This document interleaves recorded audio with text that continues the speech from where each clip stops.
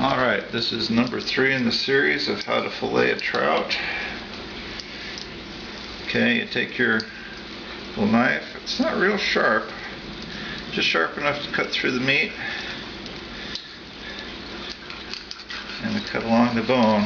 You want it to ride along the bone, you don't want it to be cutting through the bone. See how quickly that cut goes. Over here, just flip the fish over, do the same thing, cut right behind the head, and then start working sideways. And there we are. Now the rest of this fish goes away. I can bone it just by snagging a little piece of the skin, like that. And then you basically run the knife flat along the skin, and you see how it separates out the meat. Okay, so let me just trim off this fin here like that. This guy's almost all done. And over here, again, we'll show the boning or the skinning part here. Basically, just running the knife in right up next to the skin. It's easier when I just hold a piece of the skin down with a fingernail. See how we get the cut started. And then we're going totally flat with the knife. Just the slightest little bit of down on the edge, and there's hardly any meat at all cut with the skin. Okay. Now, usually you look out and the rib bones on one piece just get taken away with the in the first cuts. The second set of rib bones, you just start picking them up. Keep your knife pretty flat, and you can just trim them right out. A lot of people just cut out the rib section altogether if they don't think they've got a lot of meat to recover there. So we're just going to trim these out. Not really a lot there, but you know, you try to get what you can out of a fish. They're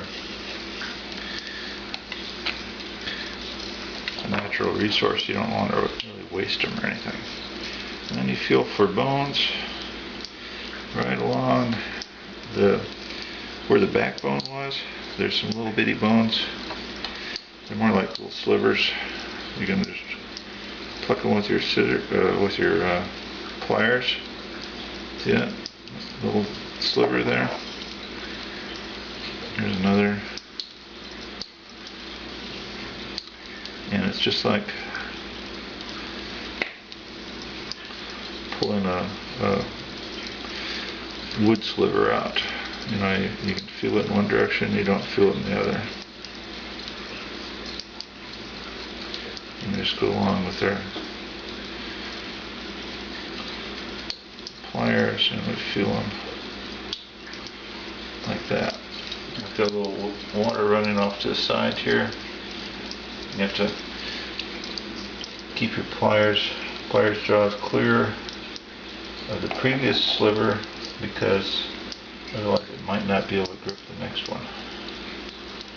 There's a little bit right here. I thought there was. There we are.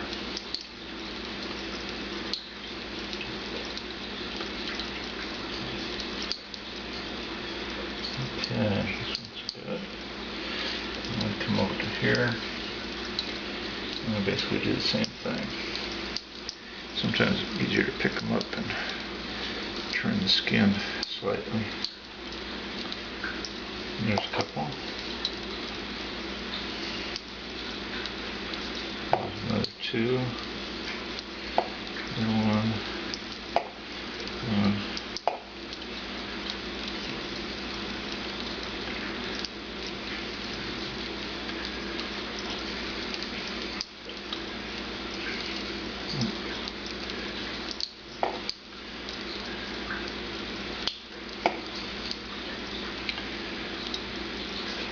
better job you do with this part here, the more your eventual diners will think of your fish. If they run into a bunch of bones, then it's not quite so much fun.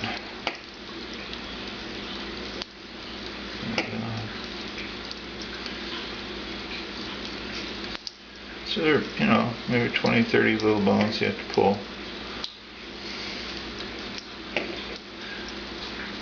Depends on the fish, but you can use the same technique for larger fish. We've gotten nice whole salmon and done the same thing. The whole salmon are farm-raised salmon or potentially wild caught, but they're fairly small, about 4 pounds, and you can fillet them in exactly the same way as this.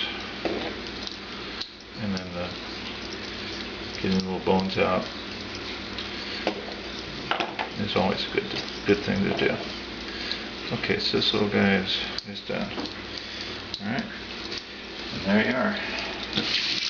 It only takes a few minutes to do it, and you save yourself maybe upwards of $3 a pound on the fish.